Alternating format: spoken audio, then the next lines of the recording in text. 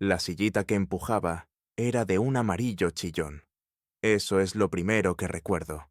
Tenía pequeños soles estampados por toda la tela, y el bebé dentro dormía, la boca entreabierta como si nada en el mundo le preocupara.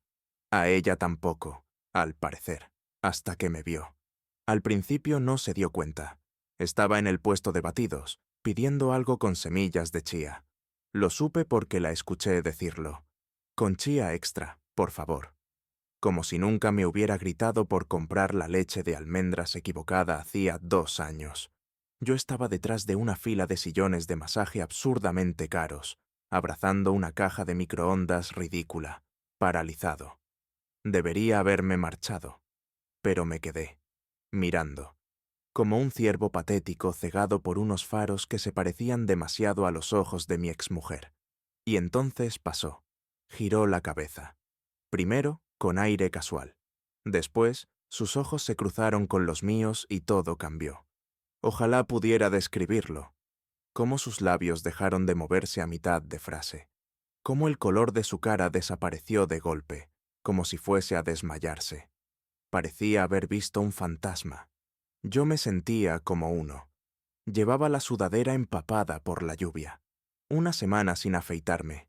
El cordón del zapato izquierdo desatado. Ella, mientras tanto, parecía sacada de un blog de estilo de vida. Pelo ondulado, un cardigan enorme, sonrisa que hacía un segundo era real y ahora temblaba de pánico. No la veía desde hacía 748 días. Sí, los conté. Y ahí estaba, con el bebé que había tenido con él. Dijo algo, pero no lo escuché. Me pitaban los oídos. Quizá fue un «oh» o un «madre mía», o solo un suspiro. Pero sabía lo que pensaba. ¿Qué hace él aquí? Yo también quise reír. ¿Qué hacía yo allí? Ese centro comercial había sido nuestro refugio en los domingos de lluvia. La heladería de yogur helado seguía en su sitio, donde ella siempre pedía doble mochi. Recordaba la esquina exacta en la que me besó entre las escaleras mecánicas, susurrándome, «Prométeme que nunca nos romperemos». Y rompió la promesa un miércoles por la tarde. No mandó un mensaje, no llamó. Simplemente desapareció, dejando una casa con 2 cepillos de dientes en el vaso, su anillo de boda en la mesa del salón y un buzón de voz que empezaba con un «Por favor, no te enfades» y terminaba con un «No voy a volver». Y aún así, allí estaba, viva, resplandeciente, completa, con el hijo de él. No me acerqué todavía. La observé recoger su bebida, acunar al bebé con suavidad, mirar nerviosa a su alrededor, como si pudiera desvanecerme si parpadeaba fuerte. Pero no lo hice. Di un paso adelante. Ella me vio moverse y su cuerpo se tensó como si hubiera sacado un arma. El bebé se agitó. La rueda del carrito chirrió al retroceder 1 centímetro. Mi voz se quebró cuando por fin hablé. No fue un comentario ingenioso ni un insulto mordaz. No. Solo una pregunta, suave y plana. ¿Es él? Sus ojos brillaron. No respondió. No hacía falta, porque ya lo sabía. No me contestó. En su lugar, desvió la vista, de repente interesada en un expositor cercano de velas aromáticas. El bebé gorjeaba, feliz, ajeno a todo, mientras ella fingía que mi pregunta no había cortado en dos los años de silencio. Di otro paso al frente, no porque quisiera intimidarla, no. Solo quería que me mirara de verdad, como a un ser humano, no como a un error, no como a una etapa superada. Sus dedos jugueteaban con el borde del vaso. Miró al bebé, su bebé, como si esperara que él me distrajera mágicamente. Pero no lo hizo. Mis ojos seguían clavados en ella, y el pecho me dolía como si hubiera tragado grava.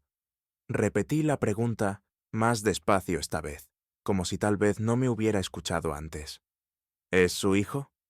Hice un leve gesto hacia el carrito, sin atreverme a pronunciar su nombre. Curtis.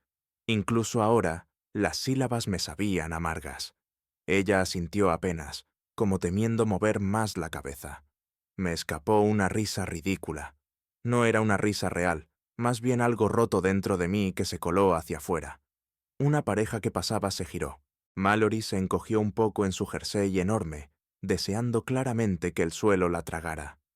«Así que lo lograste», dije, demasiado alto, mi voz rebotando en las paredes de azulejo de la zona de comidas. «De verdad formaste una familia con él». Volví a mirar al niño. Tenía sus ojos, enormes, azules y demasiado sabios. «Supongo que yo solo fui el ensayo», añadí. «Por favor, no», dijo al fin, con una voz débil, gastada, como una disculpa que había envejecido mal. Aún no me llamaba por mi nombre, ni Elwood, ni siquiera tú. Solo no, como si fuera una amenaza. O peor, un eco. Quise gritar.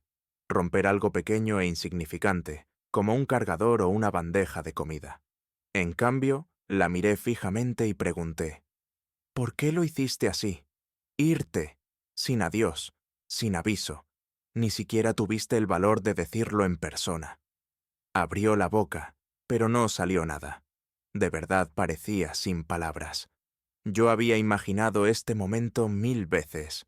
En la ducha, en el tráfico, despierto sobre mi colchón inflado a medias. Había preparado miles de frases perfectas, pero ninguna me preparó para este silencio incómodo y asfixiante. El pecho me ardía. Me di cuenta de que llevaba casi 20 segundos sin respirar. «No pensé que me dejarías marchar», susurró al fin. «Siempre te aferrabas a todo». Hizo un gesto vago, como si yo fuera un mal hábito que había conseguido dejar atrás. Quise decir algo ingenioso, algo definitivo, pero lo que salió fue un murmullo lastimoso. «Yo era tu marido». Ella se estremeció. Esa palabra, marido, la golpeó como una bofetada. Bajó la mirada otra vez, su mano meciendo el carrito de un lado a otro. El niño empezó a inquietarse, sin llegar a llorar, solo moviéndose. Y aún así, no dijo mi nombre. «Yo habría hecho cualquier cosa por ti», continué. «Me quedé cuando caíste en depresión. Limpié el garaje de tu madre cuando nadie más quería. Te ayudé a ensayar para tus entrevistas de trabajo, incluso cuando ya estabas escribiéndole a él». Eso hizo que levantara la mirada de golpe. «Eso no es justo, ¿verdad?», respondió. Le pregunté, porque recuerdo aquella noche en la que llegaste oliendo a colonia. Te pregunté si era solo un champú nuevo. Dijiste que era lavanda y pusiste los ojos en blanco, como si yo estuviera loco. Yo no quería hacerte daño, y aún así lo hiciste». Mallory soltó un suspiro fuerte, y por un instante pensé que iba a llorar. Pero, claro, no lo hizo. Siempre había sido buena manteniendo la compostura en público. Yo, en cambio, era el tipo que una vez lloró en el aparcamiento de una farmacia porque se habían quedado sin las pastillas de miel y naranja que le gustaban. El que suplicó por teléfono, en el buzón número 17, que volviera a casa, cuando ya vivía con él. Y ahora estaba aquí, en un centro comercial, con una caja de microondas que ni siquiera quería, hablando con la mujer que solía murmurar «para siempre» mientras dormía, mientras su hijo intentaba meter una jirafa de plástico en la boca. Y entonces dijo lo peor que podía decirme: «Estás diferente, eso fue todo. No un «lo siento», no un «no te lo merecías», solo diferente, como si yo fuera un corte de pelo o la colocación de un mueble». Quise desaparecer. Y lo hice, de la única manera que pude. Me di la vuelta y me marché, sin dramatismo, sin una frase épica ni un dedo en alto. Simplemente me fui, con la caja en las manos y los hombros caídos. Pasé frente al expositor de velas, al puesto de pretzels, y salí por las puertas automáticas hacia la llovizna gris de la tarde. Y, cuando se cerraron tras de mí, me di cuenta de algo extraño. Por primera vez desde que me dejó, era ella la que me miraba marcharme. Pensé que ese sería el final.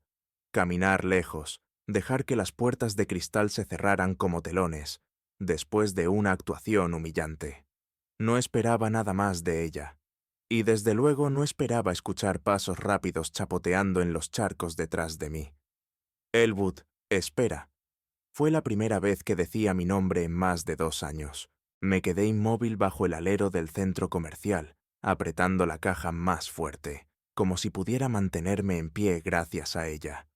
No me giré. Ella me alcanzó, jadeando, con una mano protegiéndose de la lluvia y la otra sujetando el cardigan contra su pecho. El carrito, por suerte, seguía dentro. Creo que lo dejó con algún empleado de un kiosco. O quizá le dio igual. No lo sé. Yo no podía dejar de mirar el aparcamiento, el cielo gris sobre él, el hilo de vapor que subía del asfalto. Se colocó a mi lado en silencio, su respiración siendo el único sonido entre nosotros. «No parecías bien», dijo en voz baja, como si eso la convirtiera en la heroína de la escena, como si seguirme hasta la lluvia significara más que 2 años de nada.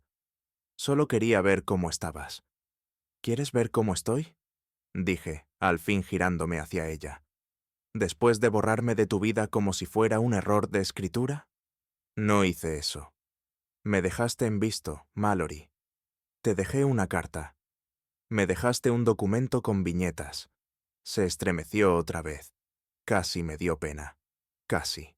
Su pelo ya estaba húmedo, el rímel un poco corrido bajo un ojo. Por un instante no parecía la mujer pulida de Instagram. Parecía alguien sorprendida en el acto de recordar todo lo que intentaba olvidar. Y entendí que quizá no estaba aquí por mí. Quizá estaba aquí por su culpa. «No podía enfrentarte», dijo al fin, su voz casi arrastrada por el viento. «Me habrías convencido para quedarme. Eso me golpeó más fuerte de lo que esperaba».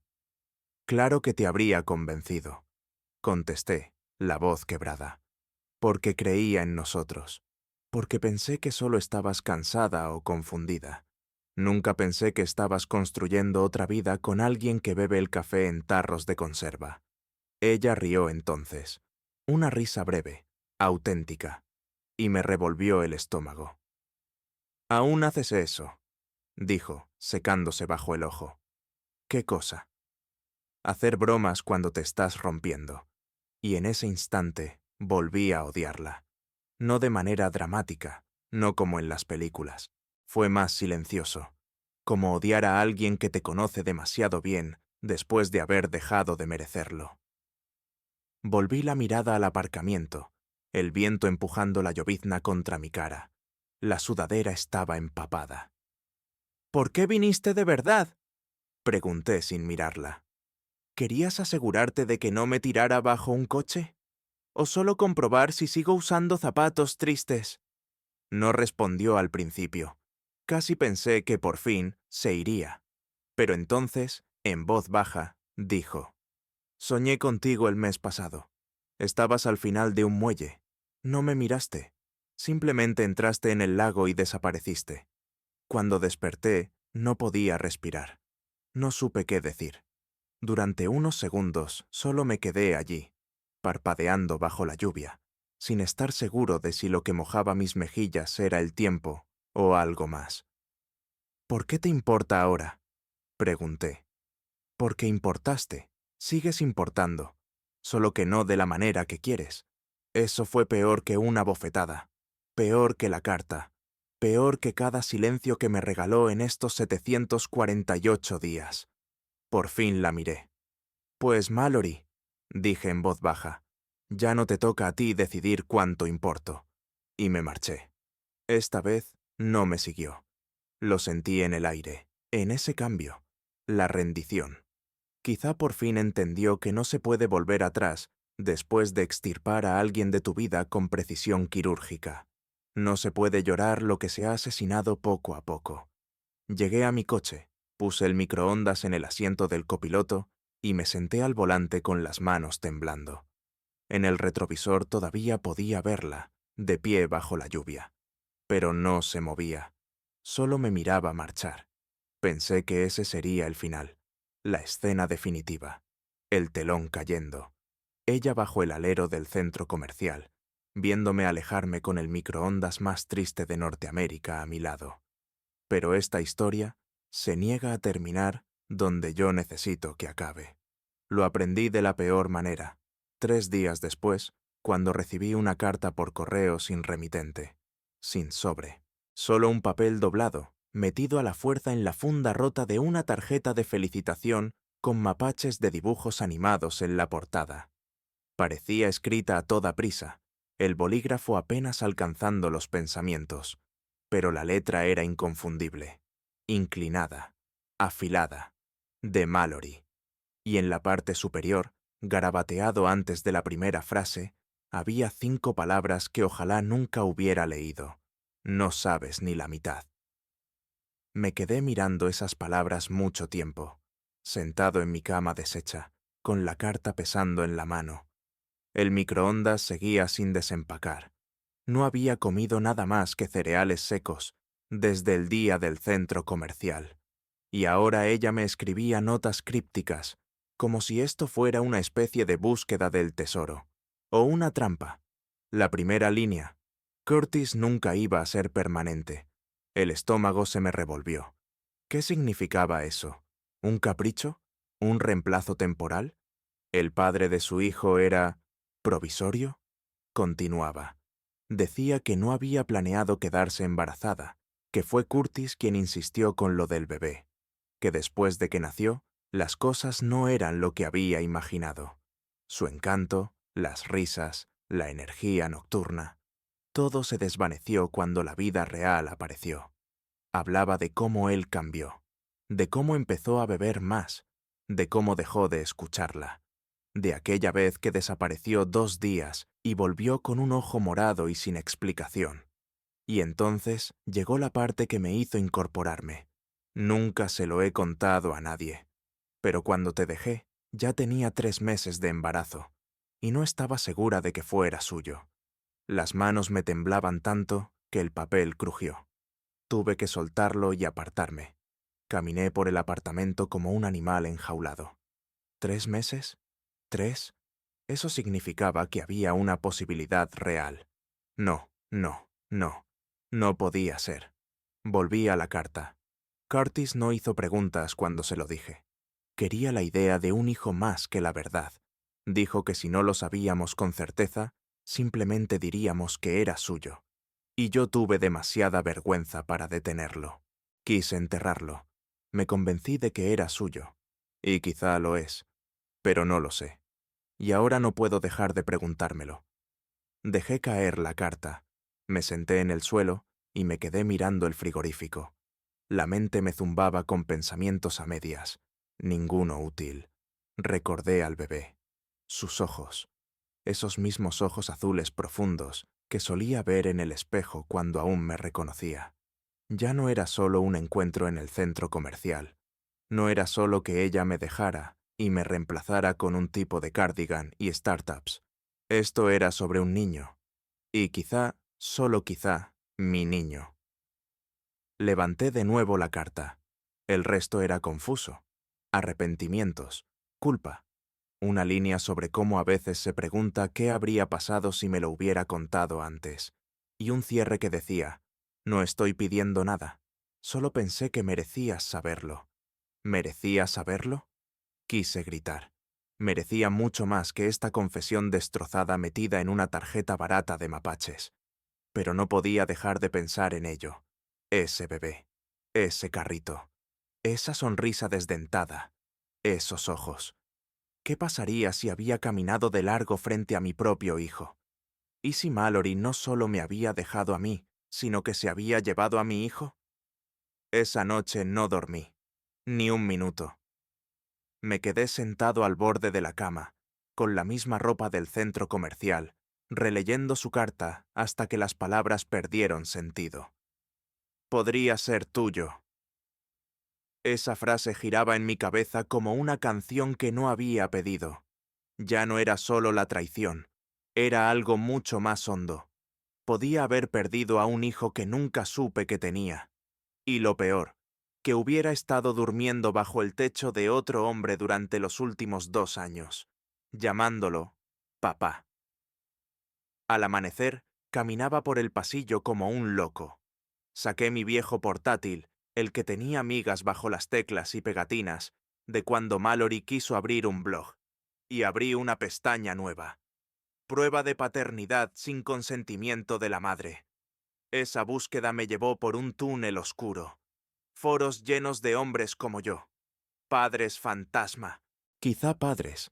Exmaridos enterrados bajo la mentira de alguien más. La mayoría decía lo mismo. Si no tienes derechos legales, no esperes cooperación, y tampoco la verdad. Pero yo no buscaba cooperación. Yo buscaba cierre. No había hablado con Mallory desde la carta. Quería gritarle, quería llorar, quería preguntarle cuánto tiempo planeaba ocultarme esa información. ¿Esperaba a que cumpliera 18 años? ¿O simplemente pensaba no decírmelo nunca? Pero, en el fondo, sabía por qué me envió la carta. No era por mí. Era para limpiar su conciencia, para descargarse sin enfrentar las consecuencias.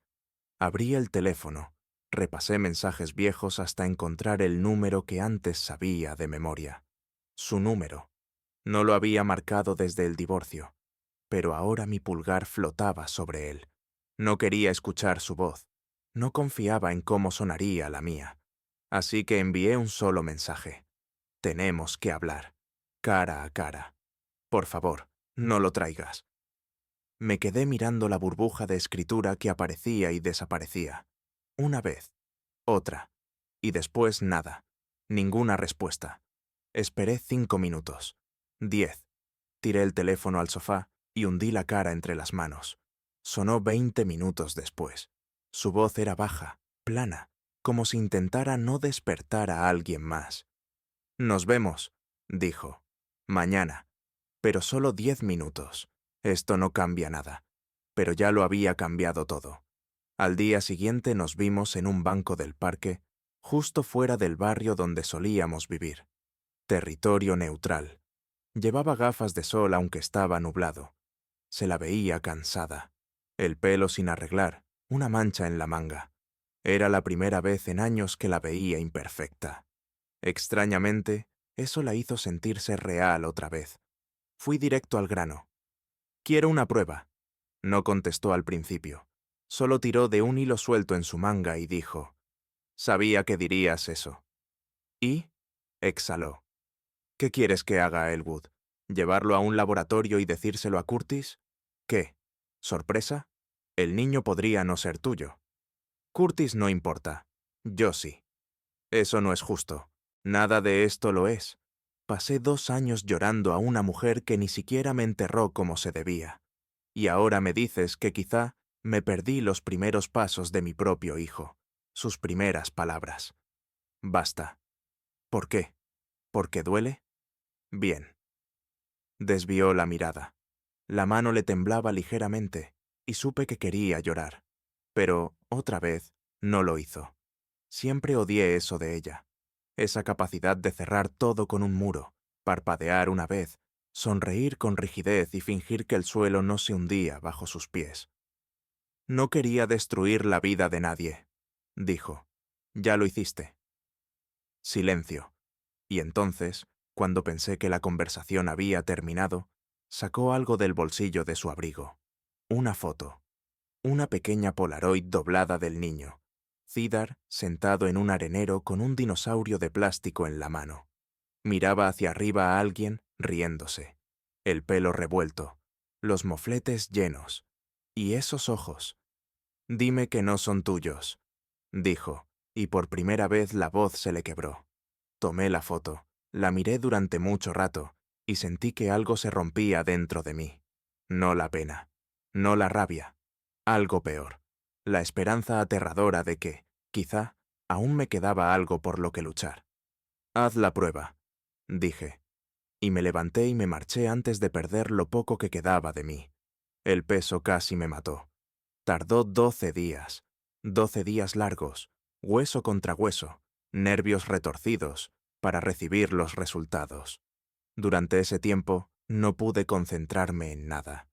No pude trabajar, no pude dormir, no pude sentarme lo suficiente ni siquiera para acabar un sándwich. Cada vez que cerraba los ojos veía el rostro del niño, sus ojos enormes, sus mejillas redondas, su risa que solo había escuchado una vez, de lejos. Me hacía preguntas que nadie podía responder. ¿Le gustarían los dinosaurios porque a mí me gustaban a su edad? ¿Dormiría de lado, como yo? ¿Lloraría con los ruidos fuertes? ¿Sabría siquiera quién era yo? Cuando por fin llegó el sobre, me quedé mirándolo una hora entera. Blanco, liso, insoportablemente ligero. No sé por qué esperaba que pesara más. Tal vez porque contenía el futuro, o al menos la versión que había construido en silencio en mi mente. El momento en que lo abrí, supe que cambiaría algo. Solo no sabía qué parte de mí quedaría en pie después. Era positivo. 99,9%. Era mío. No lloré. Pensé que lo haría. Pensé que me derrumbaría, o reiría, o lanzaría algo contra la pared. Pero no. Solo me quedé sentado en el suelo de la cocina, sosteniendo una verdad que nunca pedí, y preguntándome cuánto tiempo lo había sabido ella. Cuánto tiempo había vivido a mi lado, en nuestra casa, embarazada de mi hijo, guardándoselo para sí. La llamé. No contestó. La llamé otra vez. Nada. Fui a su casa. Curtis abrió la puerta. No parecía sorprendido. Eso fue lo primero que me golpeó. Parecía resignado, como si hubiera estado esperando este momento, como un tren imposible de detener. Sus ojos estaban más apagados que la última vez que lo vi, menos altivos, más gastados, la mandíbula tensa, el pelo desordenado, como si la paternidad no hubiera sido el sueño romántico que las fotos filtradas en Instagram prometían. Ella no está, dijo sin emoción. Entonces tú y yo vamos a hablar, respondí.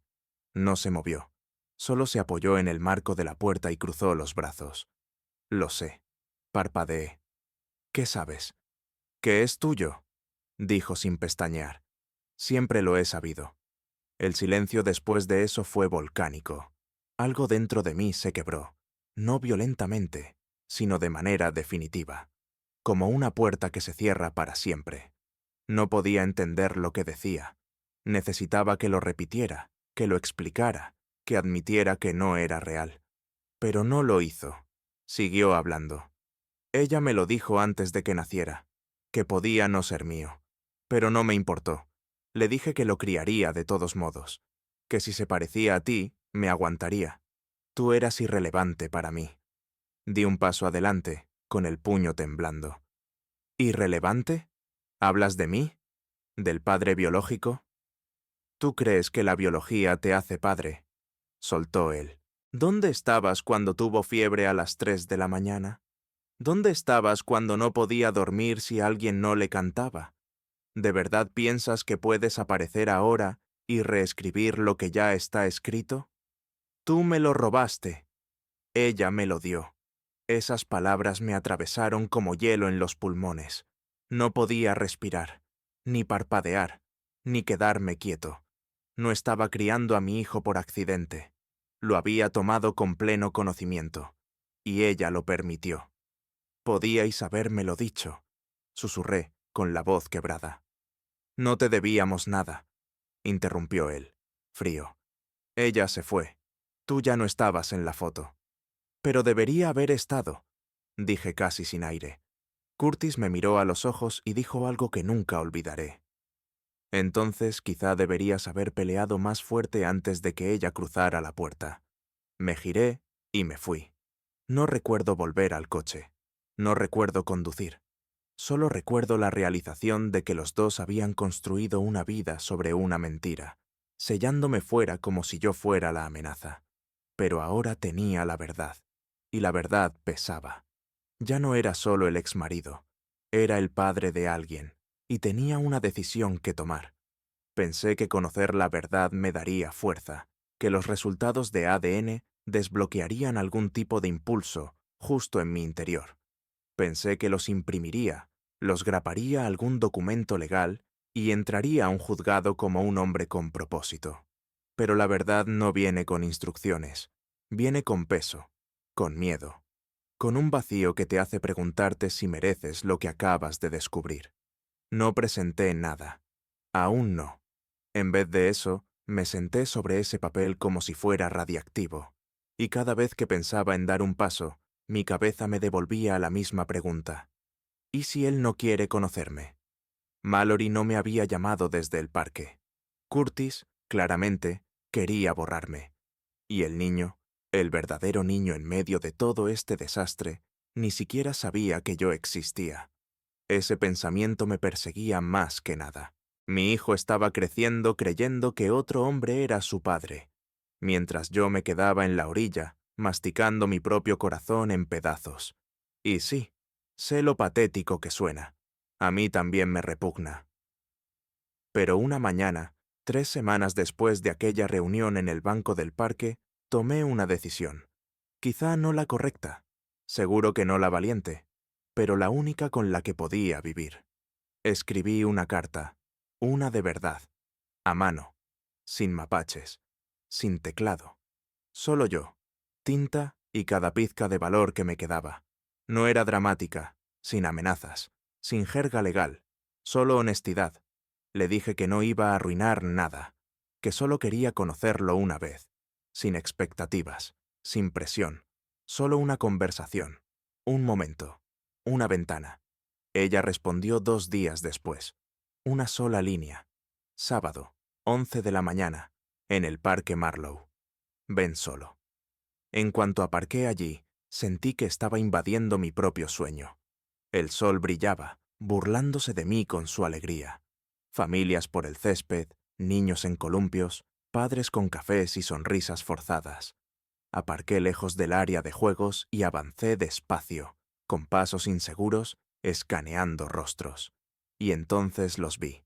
Mallory estaba sentada bajo un árbol, las rodillas contra el pecho. Se veía más pequeña de lo que recordaba. A su lado, en la hierba, estaba un niño con un camión rojo de juguete en una mano y un zumo en la otra. Cedar, mi hijo. No levantó la vista cuando me acerqué. Mallory sí, sin saludo, sin sonrisa, solo un leve gesto con la cabeza. Me agaché junto a ellos, no demasiado cerca, con el corazón golpeando en rincones que ni sabía que existían. «Hola», dije en voz baja. Cedar levantó la cabeza.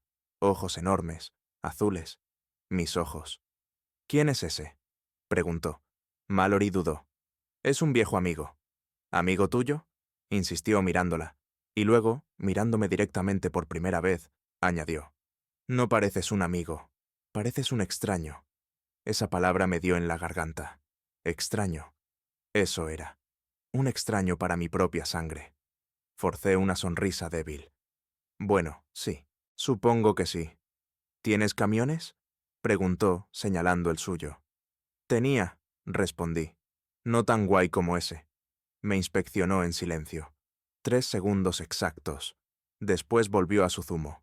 Mallory no dijo nada. Yo tampoco. Solo nos quedamos allí, 3 personas rotas acomodadas como un error que nadie quería reconocer. Lo observé jugar 20 minutos. Le hice 2 preguntas. Me dio 3 respuestas.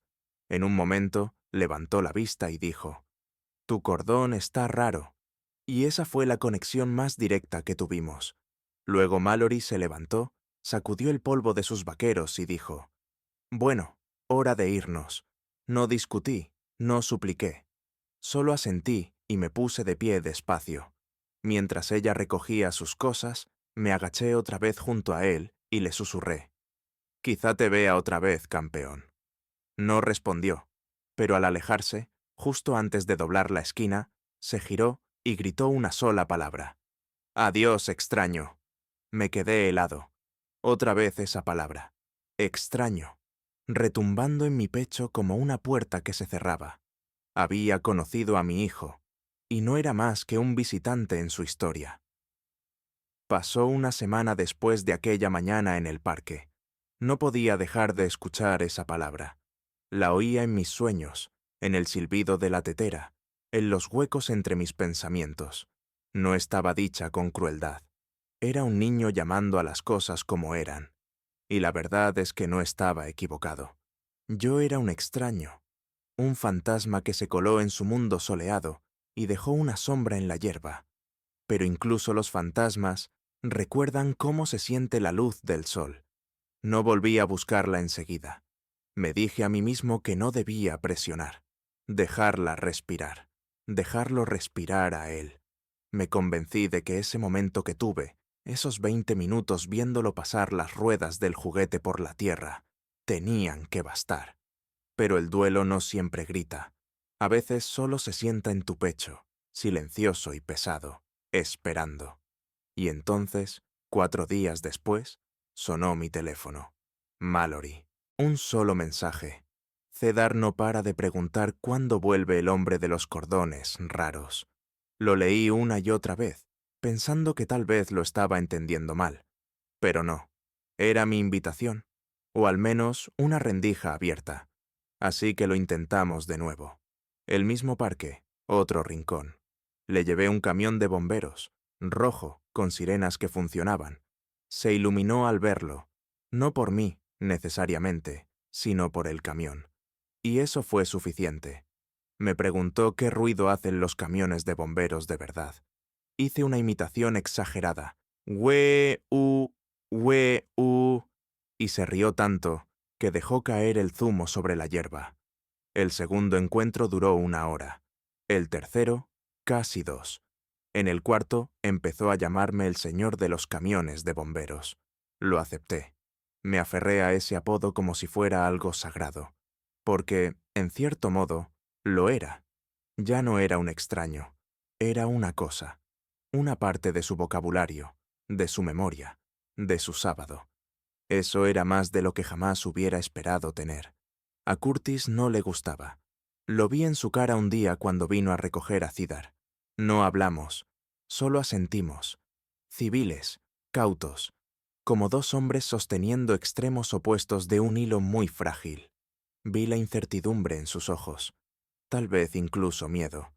Pero yo no había venido por venganza. No quería destruir su papel, solo quería el mío. Y, sorprendentemente, Mallory lo entendió. Empezó a invitarme a algo más que el parque. Tardes de juegos, cuentacuentos, un museo de ciencias. A Cedar le gustaban los cohetes. Le gustaba echar ketchup a todo. Odiaba los baños con cisternas ruidosas y adoraba el plástico de burbujas. Cada semana aprendía algo nuevo sobre él, y cada semana temía que todo se desmoronara. Pero no. Seguía creciendo, lento, irregular, como algo plantado demasiado tarde en la temporada, pero empeñado en florecer de todas formas. Y una tarde, mientras estábamos sentados en el suelo de una librería, hojeando un libro ilustrado sobre tortugas marinas, se recostó en mi brazo y dijo en voz baja, sin siquiera mirarme: «Pareces un papá». No respondí enseguida. No pude. La garganta se me cerró. El corazón se me cayó. Parpadeé demasiado rápido y esperé que no lo notara. «¿Estás llorando?», preguntó. «Oh, no», tosí. «Es que soy alérgico a los libros de tortugas». Se rió, negó con la cabeza como si yo fuera un ridículo, y siguió leyendo. Ese momento, esa sola frase, cosió algo dentro de mí que pensé que siempre estaría roto. Todavía lo estamos descifrando. No hay manual para algo así. No sé cómo llamar a nuestro arreglo. No sé qué traerá el futuro. Pero ahora, cuando me ve acercarme por la acera, no dice «extraño». Corre hacia mí a toda velocidad, con los brazos abiertos, gritando algo completamente distinto. «Papá», y cada vez, siempre, lo atrapo.